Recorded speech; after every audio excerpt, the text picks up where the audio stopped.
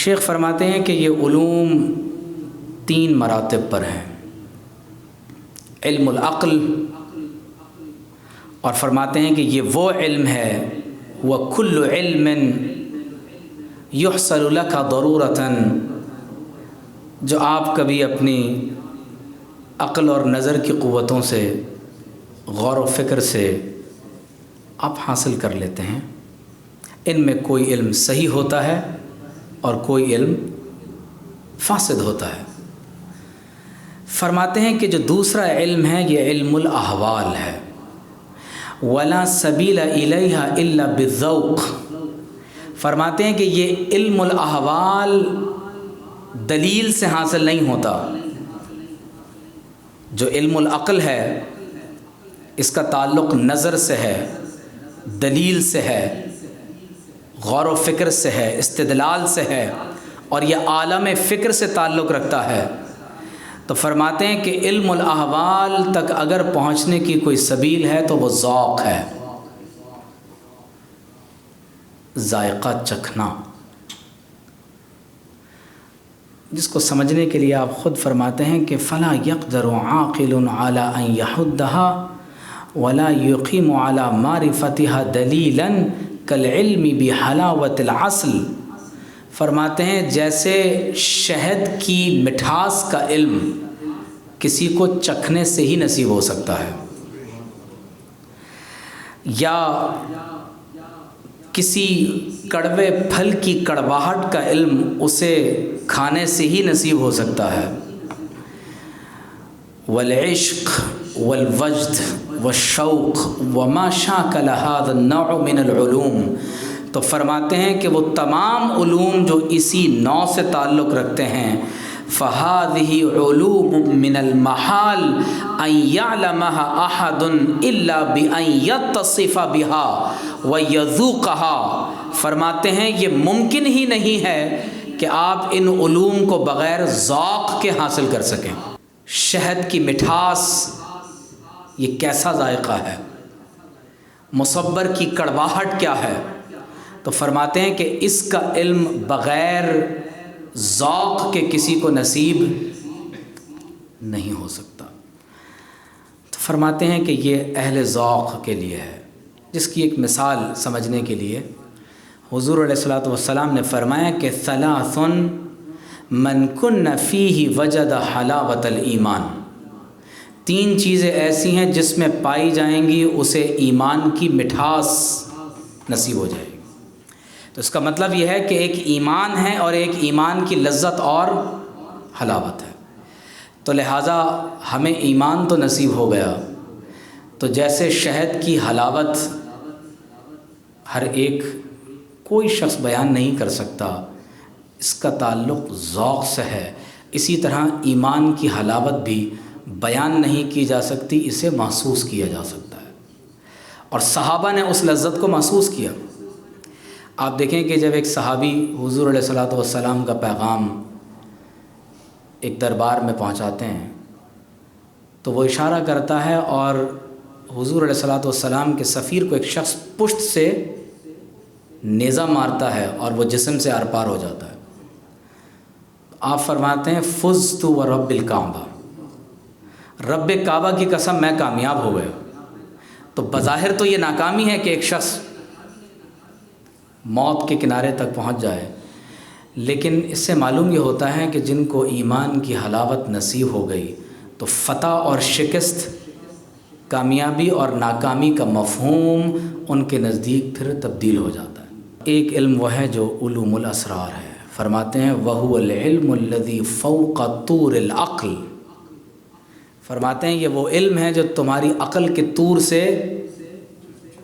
اونچا ہے، یہ عقل میں نہیں آیا۔ فرماتے ہیں یہ وہ علم ہے جسے روح القدس کسی انسان کے قلب میں پھونک دیتا ہے، نفث ہے، روح القدس اللہ کے اذن سے دل میں پھونک دیتے ہیں۔ وَيَخْتَصُّ بِهِ النَّبِيُّ وَالْوَلِيُّ، اور یہ علم اختصاص الہی ہے جو من جانب اللہ نبی کو بصورت وحی عطا ہوتا ہے اور ولی کو بصورت ولایت عطا ہوتا ہے۔ شیخ نے ایک جگہ جہاں نبوت اور ولایت کی تقسیمات پر بہت تفصیلی بات کی ہے، تو آپ فرماتے ہیں کہ ولایت اکتسابی ہے اور نبوت اختصاص الہی ہے۔ پھر آپ فرماتے ہیں کہ اگر غور کرو تو اگر کسی کو اللہ نے عبادت کی توفیق عطا فرمائی ہے تو یہ بھی تو اللہ کا اختصاص ہی ہے۔ تو گویا کہ اللہ یجتبی الیہ من یشاء ویہدی الیہ من ینیب، اگر اللہ تعالیٰ کسی کا اپنے لیے انتخاب کرتا ہے یا انابت کا رستہ ہدایت کے طور پر عطا کرتا ہے تو یہ بھی من جانب اللہ اختصاصی ہوتا ہے۔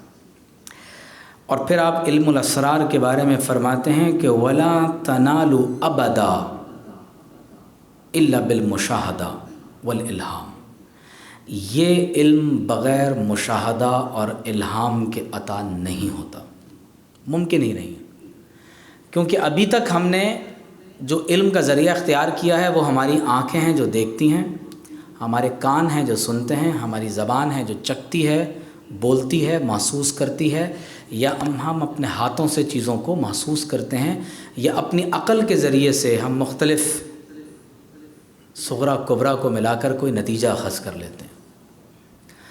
لیکن وہ علم جس کا تعلق قلب کے ساتھ ہے، وہ علم جس کا تعلق انسان کی روح کے ساتھ ہے، تو وہ علم محض مشاہدہ اور الہام کے طریقے سے نصیب ہوگا۔ اور پھر آپ حدیث پیش کرتے ہیں کہ حضور علیہ الصلوۃ والسلام نے فرمایا ان یکن فی امتی محدثون فمنہم عمر، اگر میری امت میں کوئی محدث ہوتا اور ہے تو وہ عمر ہے۔ اسے بعض اوقات لوگ محدث کہہ دیتے ہیں، یہ محدث نہیں، محدث تو حدیث کے استاذ کو کہا جاتا ہے۔ محدث وہ ذات اقدس ہوتی ہے کہ جس سے اللہ کے فرشتے کلام کرتے ہیں، جس سے اللہ کے فرشتے ان الذین قالوا ربنا اللہ ثم استقاموا، بے شک جن لوگوں نے کہا کہ اللہ ہمارا رب ہے اور پھر استقامت اختیار کر لیں تو کیا ہوتا ہے، تتنزل علیہم الملائکہ، ان پر اللہ تعالیٰ کے فرشتے اترتے ہیں اور وہ کیا کہتے ہیں، اللہ تخافوا ولا تحزنوا۔ تو جب اللہ سے دوستی ہو جاتی ہے نا تو پھر دل سے غیر اللہ کا خوف نکل جاتا ہے اور ماضی کا حزن مٹ جاتا ہے۔ وَأَبْشِرُوا بِالْجَنَّةِ الَّتِي كُنْتُمْ تُوعَدُونَ۔ تو فرماتے ہیں کہ وَقَوْلُهُ فِي أَبِي بَكْرَ فِي فَضْلِهِ السِّرْ، تو صدیق اکبر کو جو دیگر صحابہ پر اللہ نے فوقیت عطا کی تو اس کی وجہ بھی یہ تھی کہ حضور نے فرمایا کہ جو کچھ میرے قلب میں تھا وہ میں نے صدیق اکبر کے دل میں پلٹ دیا ہے۔ وَلَوِتُّ زِينَ إِيمَانُ أَبِي بَكْرٍ مَعَ أُمَّتِي لرجہا، کہ اگر صدیق اکبر کے ایمان کو ترازو کے ایک پلڑے میں اور پوری امت کے ایمان کو دوسرے پلڑے میں رکھا جائے تو فرمایا صدیق اکبر کا ایمان بھاری ہو جائے گا۔ تو یہ کیا ہے، یہ اسی علم کی بات ہو رہی ہے۔ اور پھر آپ فرماتے ہیں کہ ابن عباس رضی اللہ تعالیٰ عنہ کا فرمان ہے، آپ نے قرآن کی ایک آیت پڑھی، اللہ الذی خلق 7 سماوات وَمِنَ الْأَرْضِ مِثْلَهُنَّ يَتَنَزَّلُ الْأَمْرُ بَيْنَهُنَّ، یہ آیت آپ نے پڑھی اور پھر ارشاد فرمایا لَوْ ذَكَرْتُ تَفْسِيرَهُ لَرَجَمْتُمُونِي، اگر میں اس کی تفسیر بیان کر دوں تو تم مجھے رجم کر دو۔ اور بعض روایات میں ہیں لَقُلْتُمْ إِنِّي كَافِرٌ، تم کہہ دو کہ میں کافر ہو گیا ہوں۔ اور پھر بخاری کی ایک حدیث نقل کرتے ہیں کہ حضرت ابو ہریرہ رضی اللہ تعالی عنہ نے فرمایا کہ میں نے حضور علیہ الصلوۃ والسلام سے علم کے 2 برتن حاصل کیے، ایک علم وہ ہے جو تمہارے سامنے بیان کرتا ہوں، اور ایک علم وہ ہے کہ اگر بیان کر دوں تو آپ نے اپنے حلق کی طرف اشارہ کیا کہ تم میری گردن کاٹ دو۔ محدثین نے اس کی شرح میں یہ لکھا ہے کہ آپ نے وصال سے پہلے ان میں سے ایک بات بیان کر دی تھی، اور وہ بات یہ تھی کہ سن 60 ہجری میں لانڈوں کے ہاتھ حکومت آ جائے گی اور وہ میری امت میں فتنہ برپا کریں گے۔ تو اس سے یہ بات معلوم ہوتی ہے کہ علوم کا ایک حصہ ایسا بھی ہے کہ اگر اس علم کو بیان کر دیا جائے تو کبھی اپنی جان کی صورت میں اس کی پرائس پے کرنا پڑتی ہے، ایسا ہو جاتا ہے۔ امام احمد بن حنبل، انہی علوم میں سے ایک علم تھا نا کہ آپ نے فرمایا کہ قرآن مخلوق نہیں ہے۔ بڑے بڑے اکابر علماء آپ کے ساتھ کھڑے تھے، لیکن بتدریج سب نے رخصت کا رستہ اختیار کر لیا۔ امام احمد بن حنبل تنہا کھڑے رہے، کوڑے مارے گئے، شہید ہو گئے، لیکن حق گوئی کو انہوں نے ترک نہیں فرمایا۔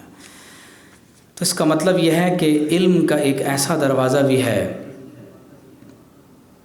جو ابھی تک ہم پر منکشف نہیں ہوا، اور اس کی تفصیل اگر آپ کبھی دیکھنا چاہتے ہوں تو آپ کو سورہ کہف میں اس کی تفصیل بہت زیادہ آپ کو مل سکتی ہے۔